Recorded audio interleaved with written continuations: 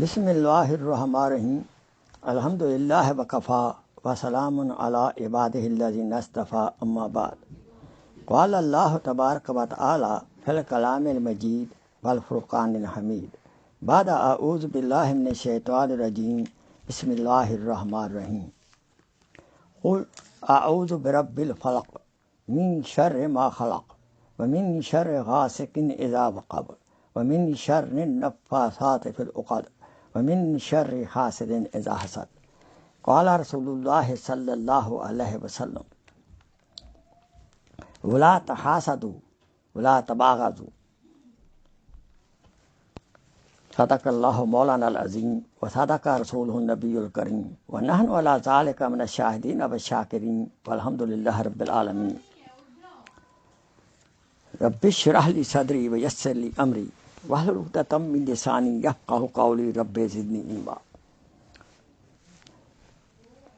میرے محترم بھائیوں، بزرگوں اور دوستوں، میری اسلامی بہنوں، آپ کے سامنے میں نے سورہ الفلق تلاوت کی ہے اور ایک حدیث پاک بھی پڑھی ہے۔ آج کا نیا موضوع حسد کے بارے میں چل رہا ہے، تو سب سے پہلے اس کا آیات مبارکہ کا ترجمہ سن لیں اور اس کے بعد حدیث پاک کا ترجمہ۔ بسم اللہ الرحمن الرحیم، شروع کر تو اللہ کے نام سے جو بہت مہربان ہے۔ کہو میں صبح کے مالک کی پناہ مانگتا ہوں، ہر اس شے کے شر سے جو اس نے پیدا کی، اور اندھیری رات کے شر سے جب وہ پھیل جائے، اور ان جانوں کے شر سے جو گروہوں میں پھونک مارتی ہیں یا پھونک مارتے ہیں، اور حسد کرنے والے کے شر سے جب وہ حسد کرے۔ آیت مبارکہ یہ میں نے پڑھی، اس کا ترجمہ ہو گیا۔ اب میں نے ایک حدیث پاک پڑھی ہے۔ آپ صلی اللہ علیہ وسلم نے فرمایا ولا تحاسدوا ولا تباغضوا، آپس میں حسد نہ کرو اور نہ آپس میں بغض رکھو۔ پھر فرمایا ایاکم والحسد، حسد سے بچو، فإن الحسد، بے شک جو حسد ہے، یاکل الحسنات، نیکی کو کھا جاتا ہے، کما تاکل نار الحطب، جس طرح نار جو ہے، آگ جو ہے، وہ لکڑیوں کو کھا جاتی ہے۔ یاد رہے، حسد یہ بہت بڑی گھناؤنی بیماری ہے۔ اس کے نتیجے میں کیا کیا نقصانات ہوتے ہیں، انشاءاللہ وہ منشر بھی ہوں گے۔ پھر اس کی تشریح کروں تو اس آیت مبارکہ کا، ان آیات مبارکہ کا سورہ الفلق الناس کا شان نزول کیا ہے۔ ان کا شان نزول یہ ہے کہ حضرت ابن عباس فرماتے ہیں، حضور صلی اللہ علیہ وسلم نے فرمایا کہ خواب میں دو فرشتے میری خواب میں آئے۔ یہ اس وقت کی خواب ہے جب کہ آپ صلی اللہ علیہ وسلم متواتر 6 مہینے سے کسی قدر بیمار تھے، اور بلا ظاہری وجہ کے، اور بیماری کی سمجھ بھی نہیں آ رہی تھی۔ تو خواب میں اللہ تعالیٰ نے آپ کا علاج کا انتظام فرمایا۔ تو خواب آئی، 2 فرشتے آئے، ایک سرہانے اور ایک پینتی آ کھڑا ہو گیا۔ سرہانے والا پینتی میں سے پوچھتا ہے کہ حضرت صاحب کو کیا ہوا ہے؟ حدیث کا مفہوم یوں ہے، اس نے کہا یہ بیمار ہیں، ان پر جادو ہو گیا ہے، جو کہ ایک تسمہ، ایک موٹے دھاگا تسمہ پر جادو کی گانٹھیں لگا کر کیا گیا ہے، اور وہ فلاں کنویں کے اندر پتھر کے نیچے پانی میں موجود ہے۔ تو یہ خواب کے اندر آپ کو بتا دیا گیا۔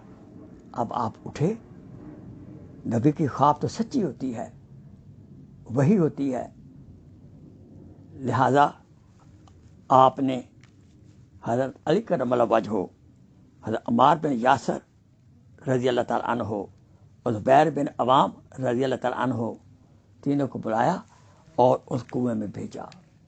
جب پہنچے انہوں نے دیکھا کہ پانی جادو کی وجہ سے سرخ ہو چکا تھا۔ انہوں نے پتھر کے نیچے سے جادو نکالا۔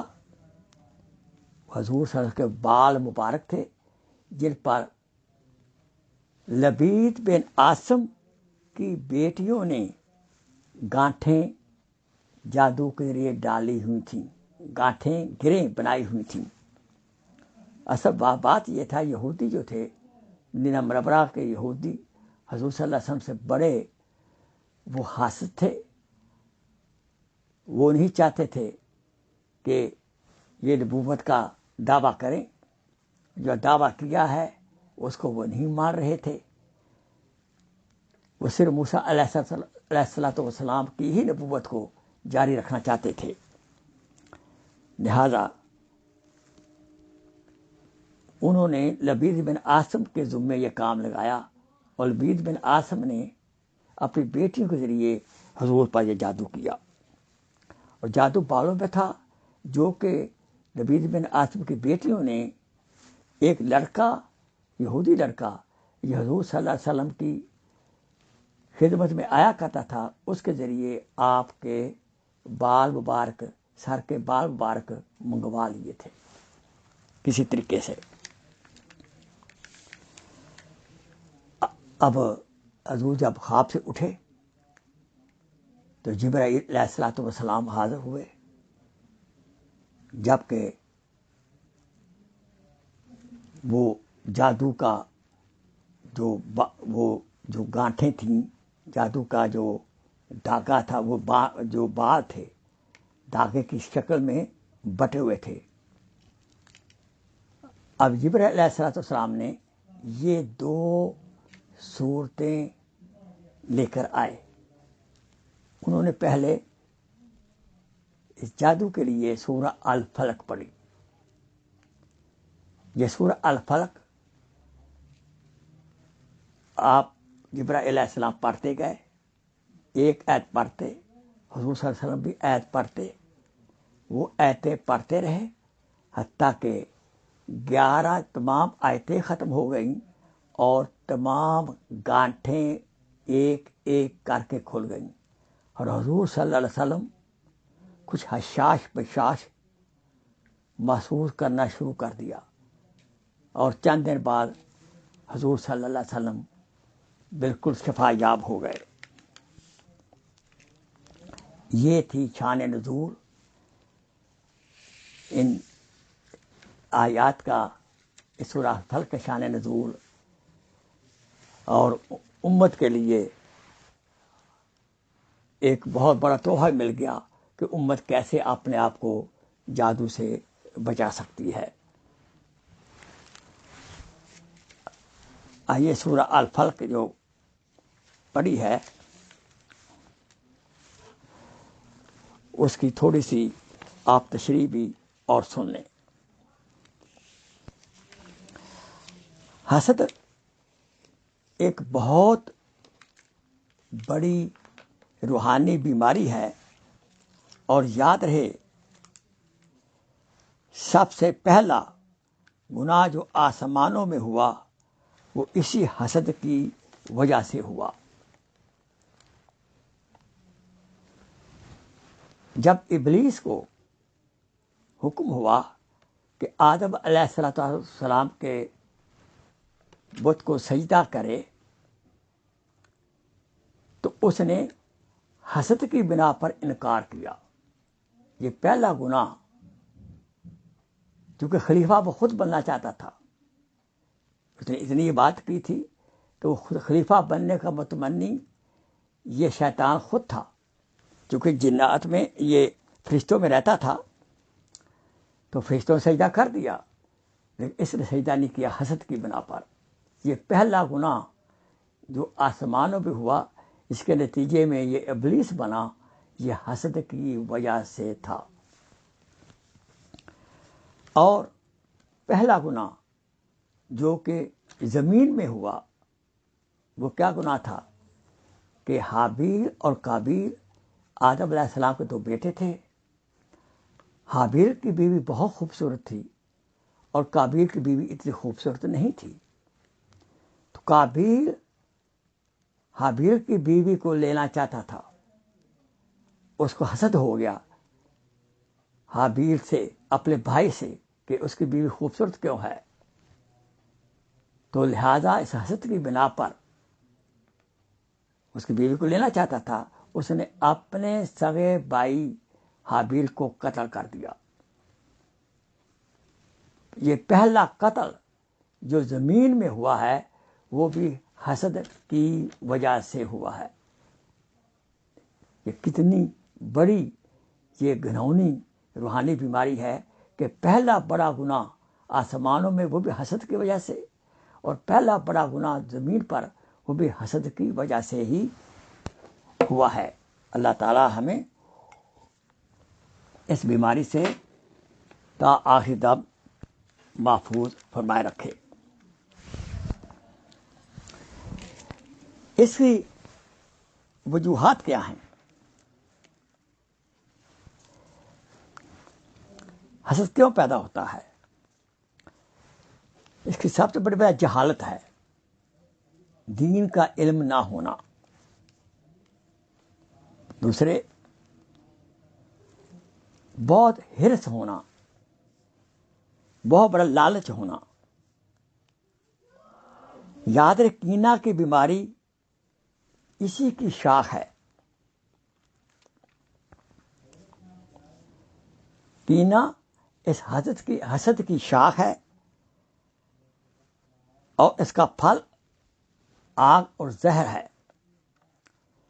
یہ وجہ ہے کہ حسد کی نیکیوں کو یہ حسد کی بیماری جلا دیتی ہے. انسان جب اپنے راز لوگوں کو بتا دیتا ہے تو لوگ حسد کرنا شروع کر دیتے ہیں. لہذا اپنے رازوں کو چھپائے رکھنا چاہیے. بری صحبت کے نتیجے میں بھی حسد پیدا ہوتا ہے. تکبر کی وجہ سے حسد پیدا ہوتا ہے. خباثت نفس کی وجہ سے بھی حسد پیدا ہوتا ہے. اگر تقدیر پر ایمان بہت کمزور ہو تو حسد کا انسان شکار ہو جاتا ہے، کیونکہ بندہ اللہ تعالیٰ کی تقسیم پہ راضی نہیں ہوتا کہ اس کو اتنا کیوں مل گیا. نفس میں بخل جب کنجوسی ہوتی ہے تو حسد کی بیماری جنم لیتی ہے.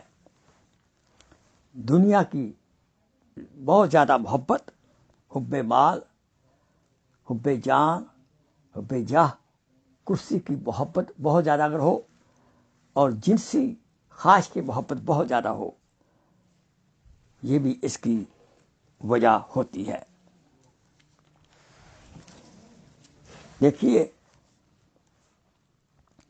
مخلوقات میں سے ہر قسم شر سے بچنے کی دعا اس میں کی گئی ہے. ہر قسم کی تاریکی سے بچنے کی دعا کی گئی ہے. دوبارہ آپ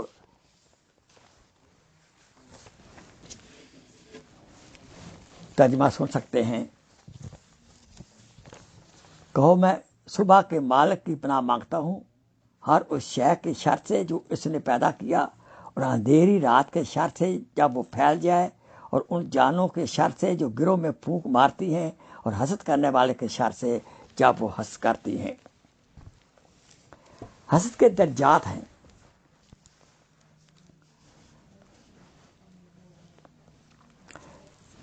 پہلا درجہ تو یہ ہے کہ باطنی طور پر، اندرونی طور پر دل میں انسان کے اندر متواتر ایک جلن، ایک خواہش رہتی ہے کہ مجھے فلاں شے مل جائے، اور جس کے پاس وہ شے ہے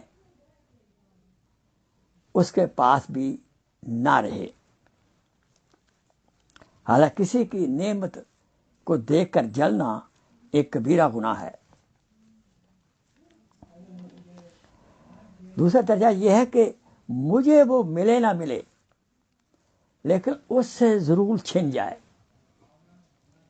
کسی نے نئی گاڑی لی ہو، رشتہ دار نے، خاص کر رشتہ داروں میں یہ حسد زیادہ ہوتا ہے۔ غیروں سے کیا ہونا، اس رشتہ دار نے نئی گاڑی لے لی، اب یہ چاہ رہا ہے کہ مجھے تو ملے نہ ملے، اس کا تو ایکسیڈنٹ ہونا چاہیے۔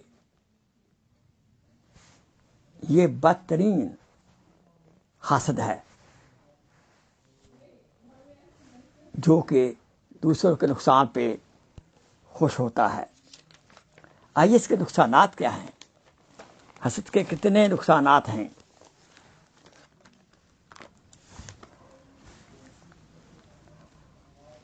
حسد جو ہے دوسروں کی نعمت پر دشمنی رکھتا ہے، اللہ تعالیٰ کی تقسیم پر یہ راضی نہیں رہتا، اللہ تعالیٰ کی حکمت پر یہ اعتراض کرتا ہے اور ناراض ہوتا ہے۔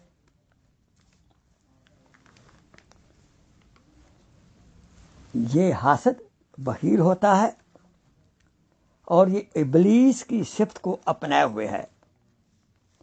ابلیس حسد کی بنا پر ذلیل ہوا تھا۔ یہ حاسد اصل میں بندہ ابلیس ہوا، بندہ خدا تو نہ ہوا۔ حاسد کا دل ہمیشہ جلتا رہتا ہے۔ حسد ایک مہلک بیماری ہے اور روح اور دل کے لیے یہ تباہ کن ہے اور زہر کی مانند ہے۔ حاسد دائمی غم میں مبتلا رہتا ہے۔ حاسد کی عمر کم ہو جاتی ہے کیونکہ یہ کئی ذہنی بیماریوں کا شکار رہتا ہے۔ ہر مجلس میں اس کو شرمندگی ہوتی ہے اور خوشی کے چہرے کے ساتھ نہیں بیٹھتا۔ حاسد سکھ کی نیند نہیں سو سکتا، ہمیشہ یہ بیچارہ پریشان رہتا ہے۔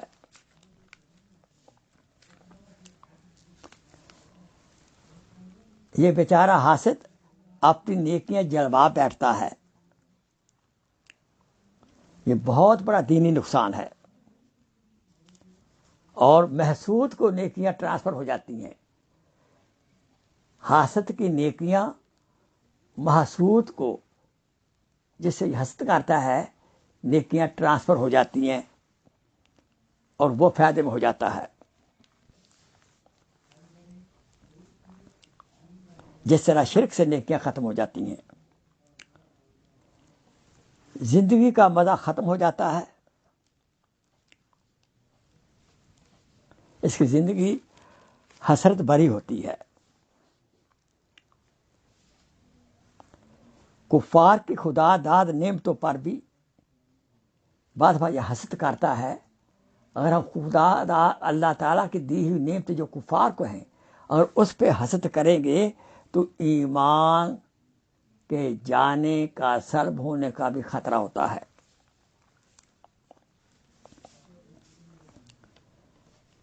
حاسد کو نقصان اس طرح ہوتا ہے کہ جیسے اگر دشمن پر پتھر پھینکیں وہ واپس آ کر اسی کو لگے۔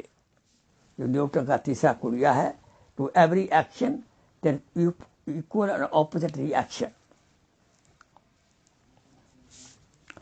بیچارے حاسد کو اچھی طرح کھانا پینا بھی نصیب نہیں ہوتا، جو کھاتے بھی سوچتا ہے کہ کیسے دوسرے کا نقصان ہو۔ یہ کچھ خون ریزی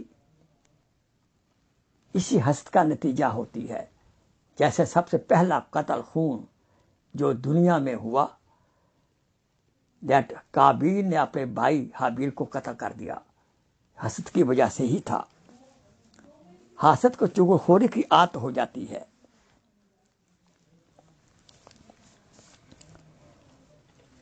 کینہ پرور حسد کی بخشش نہیں ہوتی.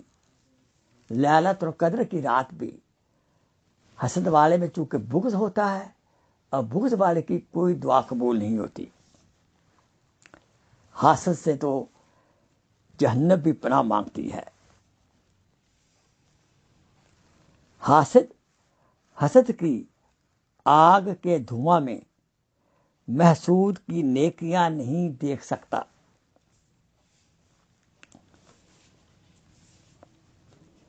یاد رہے، شر کا لفظ 4 دفعہ اس سورت پاک میں آیا ہے. 4 ذرائع ہیں: آگ، پانی، مٹی، ہوا. ان میں سے کسی کی زیادتی جب ہو جاتی ہے کسی کے جسم میں تو انسان بیمار ہو جاتا ہے. اعتدال ضروری ہے. اسی طرح روحانی بیماریاں بھی انہی کی زیادتی سے پیدا ہوتی ہیں.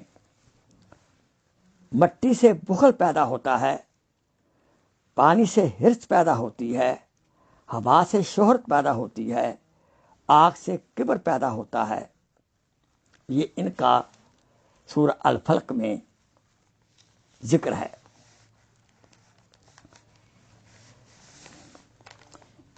اب ان چاروں سے اس سورہ فلق میں اللہ تعالیٰ کی ذات قدوس سے پناہ مانگی گئی ہے.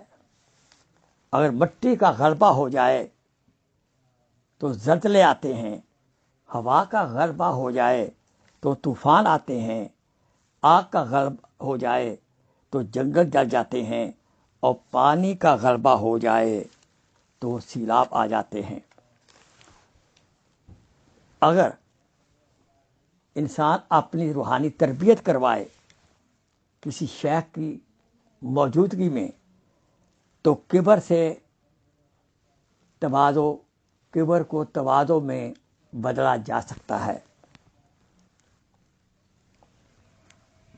اور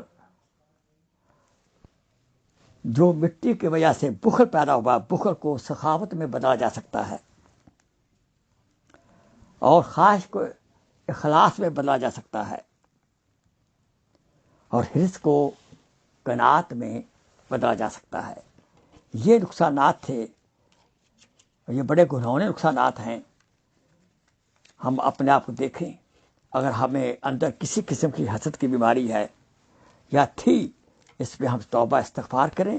استغفر اللہ ربی من کل ذنب واتوب الیہ، استغفر ربی من کل ذنب واتوب الیہ، اور دعا کریں کہ اللہ تعالی ہمیں اس حسد کی بیماری سے محفوظ فرمائے، اور ہمیں ہمارے اندر سخاوت کی صفت پیدا فرمائے، بلکہ دینے والے بنیں، لوگوں سے حسد کرنے والے یا لینے والے نہ بنیں. اللہ تعالیٰ سے دعا ہے اللہ تعالیٰ ہماری اس مجلس کو قبول فرمائے. انشاءاللہ دوسری مجلس میں ہم بتائیں گے اس کا علاج کیا ہے. وآخر دعوانا ان الحمدللہ رب العالمین. سبحان ربک رب العزت عما یصفون وسلام علی المرسلین والحمدللہ رب العالمین. دعا فرمائے اللہم انا نعوذ بک من البرص والجنون والجذام ومن سیء الاسقام. اللہم انا نعوذ بک من البرص والجنون والجذام ومن سیء الاسقام. اللہم انا نعوذ بک من البرص والجنون والجذام ومن سیء الاسقام. آخر دعوانا الحمدللہ رب العالمین. سبحان ربک رب العزت عما یصفون وسلام علی المرسلین والحمدللہ رب العالمین. آمین آمین. السلام علیکم ورحمۃ اللہ وبرکاتہ.